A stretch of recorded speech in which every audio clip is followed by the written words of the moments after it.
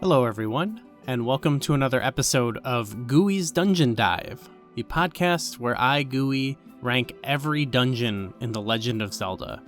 And this week, we're taking a sort of dive, but we're more being swallowed whole by our next dungeon. This may be one of the most unique settings we've seen so far for a dungeon, as we run around inside of Jabu-Jabu's belly. Of course, there is a reason we are inside of this big guy, as we are searching for the spiritual stone of the Zora people. The Zora King might know about it, but he seems a bit distracted by the disappearance of his daughter, Princess Ruto, who is apparently inside Lord Jabu-Jabu, the Zora's guardian deity. Much like the Great Deku Tree, he himself has not been feeling well since Ganondorf paid the Zoras a visit. And in what is one of the most memorable dungeon entrance cutscenes in the series, we have to actually feed Lord Jabu-Jabu a fish to get him to open up and gobble us to enter the dungeon. So not only do we have this sort of memorable story element tied to this dungeon, but it maintains a pretty strong thematic feeling throughout as well. We are literally inside of a fish-like creature. There are various colors of fleshy floors and walls, and they even pulsate in some rooms, and there are doors that open and close like chambers inside of a body. The switches look like little protrusions, and there's all these sort of weird dangly parts. This carries over to the enemies too. Most of the enemies are either aquatic in their appearance, like something maybe Lord Jabu-Jabu could have swallowed up, or they look parasitic, like something Ganondorf may have placed there. In some cases, it sort of could apply to both of these qualities, actually. And to tie all of it together, we have a really upsetting musical theme that's it's pretty simple. It's a pulsating beat that plays with some discordant synth noises. And over the top of it all, there's some gurgling noise going on in the background to really sell the inside a body feeling. That story element I mentioned too carries on throughout this dungeon in bits as well, and it's also what I would probably consider like the major puzzle element of this dungeon, which is done through the character of Princess Ruto. She's kind of a goofy but funny character. Outside of the dungeon, we find a note that she left behind that leads us in here. In the note, she asks whoever found the note to not tell her father, but when it's immediately revealed that we were sent here by her father, she wants nothing to do with us. She says, "My father is worried about me? I don't care." She says that right before running away and stumbling into a hole in the floor. While this moment has some fun character stuff there, I also think it's sort of meant to show us one of our first puzzle elements in the dungeon. Ruto can be reached here in two ways. One, the less likely way, is you can loop around the path that leads below the room you meet her in and climb up into it. Now the other route is just a straight line pretty much from the entrance.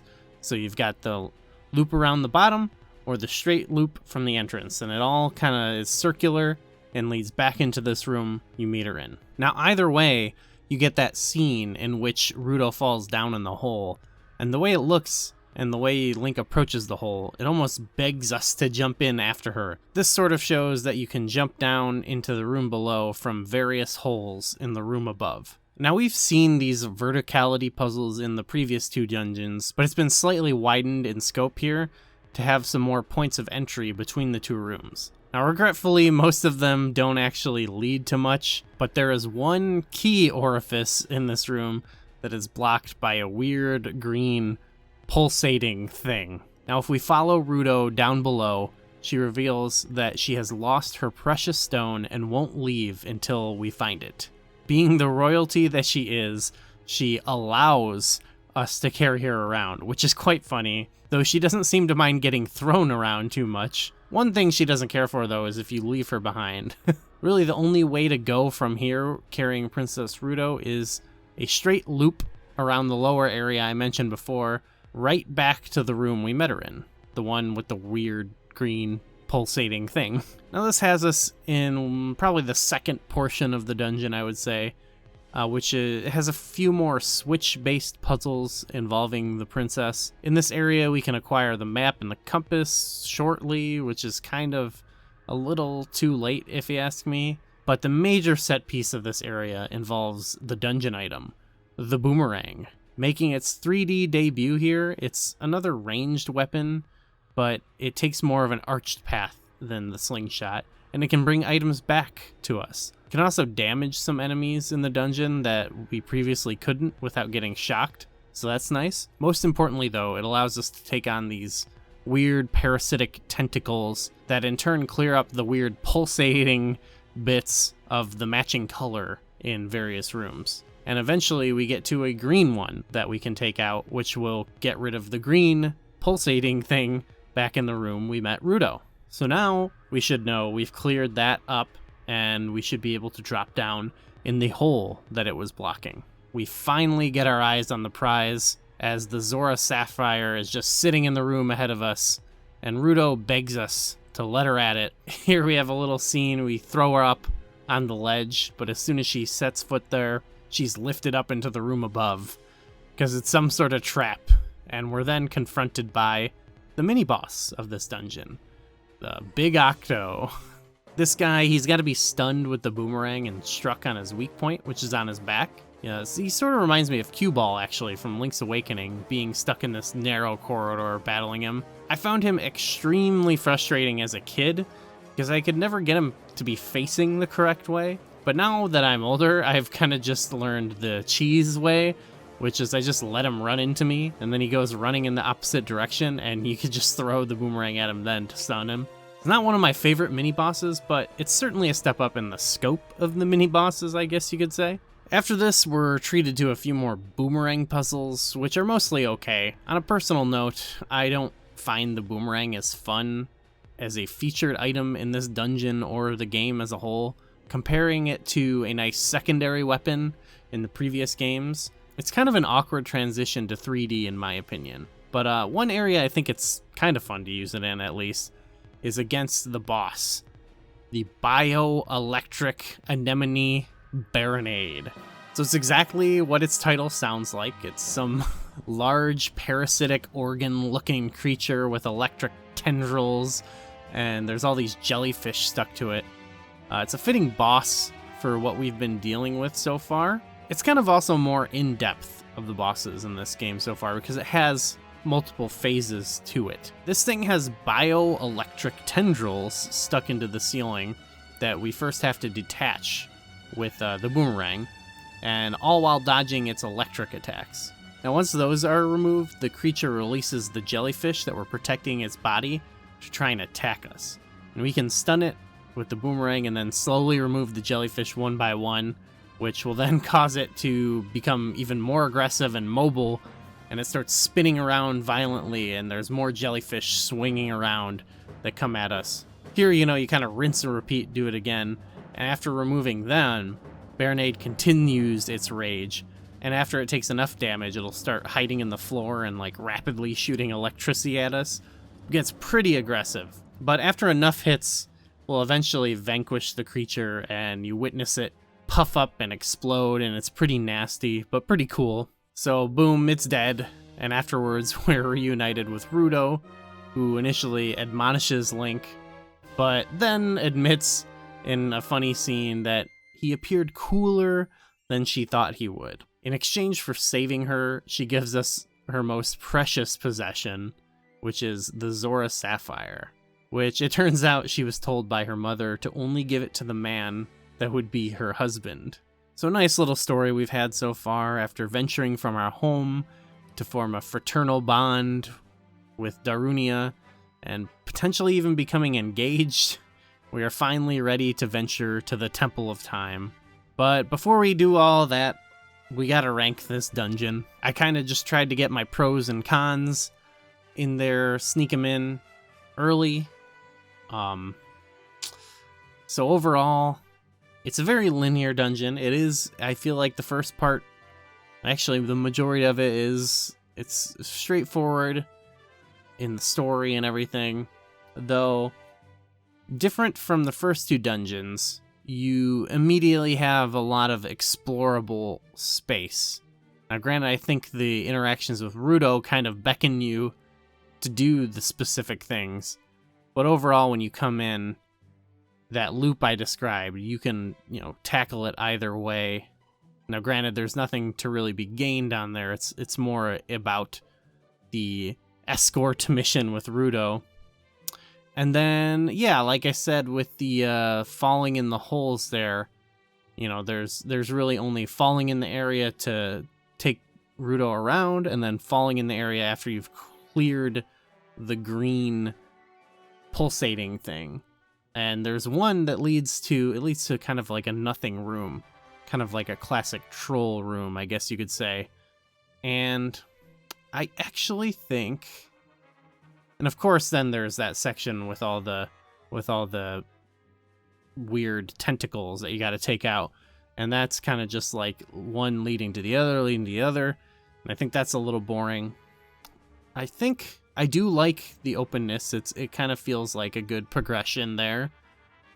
In general, the theme of this dungeon I think is really strong, and while the Ruto stuff is pretty basic, I think it's a fun little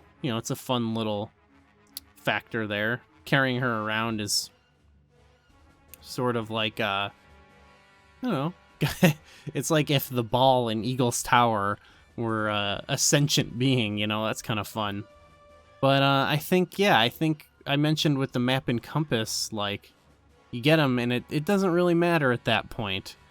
I like the idea that if you don't just follow Ruto and you want to check out that pulsating green thing, that it's kind of like, what is this? And then you could go to the room, or you could go to the area where you encounter those and sort of see them and be like, what are these? And only through bringing Ruto back can you put it together, really. But I don't know. I think what I would have done, honestly, is if they had maybe put the map and compass, like maybe one in that troll room, and maybe had one on the path on the loop, just to kind of give you something else there. I know there's like a Skulltula in the one area, but just give you something to kind of look around for. It sort of reminds me of Skull Woods in A Link to the Past, how there's holes you can fall in, and you don't ever actually have to do it because it just leads to the map and compass. But it sort of adds to the exploration a bit, because you're like, have I been here? Have I not? Do I need to check this out?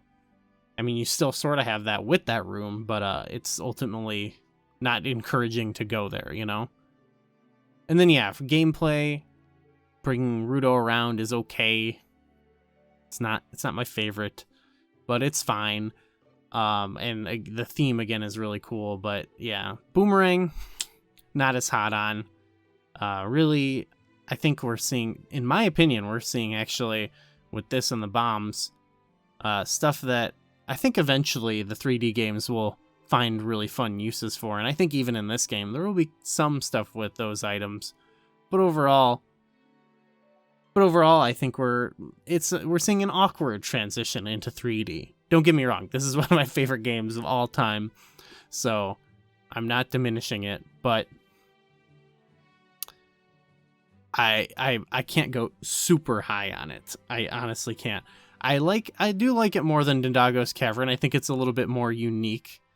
So far, both of these dungeons have shared a thing where they would shoot up my list a little bit more, much higher if some of those small tweaks were there, like the puzzle for Dodongo's Cavern wasn't totally just given away, or you had some more interesting exploration here. I don't think they need to go crazy. I think these can still stay simple. We're sort of comparing them to A Link to the Past, where it kind of had a lot of dungeons. It has even more, actually, so it could take its time to build in complexity, and some of the early dungeons could be simple. So, for example, Dodongo's Cavern, it's fine that it's close to Eastern Palace. Like, that's reasonable, because it's meant to be one of these earlier, more simple ones, kind of gradually getting you into the game. So I feel that way about Jabu-Jabu's belly. I think it's better than, I would put it above Dodongo's Cavern, and maybe even Bottle Grotto. And I'll put it above Eastern Palace at least too. I think the theme goes a little bit here, a little bit. You know, gameplay is okay. Now I'm kind of with Desert Palace. Desert Palace is another case where it's not that complex, but it does have an element that I like about this dungeon, which is large explorable space that you can kind of encounter as you like it. And though the progression in that dungeon is actually linear, pretty much, there's a lot of places you can go and a lot of things you can find. And I think it does that much better than this. There's a lot. I think there is a troll room there, right? Right? Is there? I don't remember. But yeah, there is. But there are a lot of cool and different areas you can go to find. And I think, you know, having keys and stuff and like in there helps with that a little bit too, honestly. And having the map and compass in different areas, blah, blah, blah. So long story short, I think I gotta stop Jabu-Jabu just short of the Desert Palace. So above Eastern Palace and below the Desert Palace. So again, for keeping in mind, these are the early dungeons in the game, it makes sense that for me, they're among the early dungeons in A Link to the Past. And of course, you see with Hyrule Castle and Inside the Deku Tree, kind of my first dungeon bias. So don't get me wrong, we have plenty of later dungeons in Ocarina of Time that hopefully will up the ante. Now I know Link's Awakening started and kind of stayed up top. Well, not really, I guess, if you consider Bottle Grotto, but they had less dungeons and they had to get to the point quicker. Ocarina of Time is going to be taking its time to get there. So hopefully all the people who are the more of the 3D fans of Zelda dungeons, don't get too upset. We're going to get there. This is by no means a bad ranking. Once it starts to get, if I put it lower than Dodongo's Cavern, maybe I'd start to question this a bit, but you know, this is my ranking. I feel pretty good about it. So, you know, I had a lot to say, so thanks for sitting through all that. But you know, this one I actually thought about a lot after playing it. I thought it was actually a lot more interesting than I gave it credit for. So I do think solid dungeon there. Good job, Jabu-Jabu's belly. If you like this video, and you know, people have been leaving comments and stuff, and I really appreciate that, but please, in the description or in the comments or whatever, come into the Dungeon Dive Discord, because we've had a couple people hopping on to talk about the games, and it's been a lot of fun. And I don't know, I think it's really cool that we could keep talking and keep discussing these things beyond just the video week to week. Though I do appreciate all your comments too, so keep them coming in. Anyway, gonna get going. Next week we got the Forest Temple, I guess. So that's a fan favorite, I think, right? So yeah, looking forward to that. And I will see you all next week.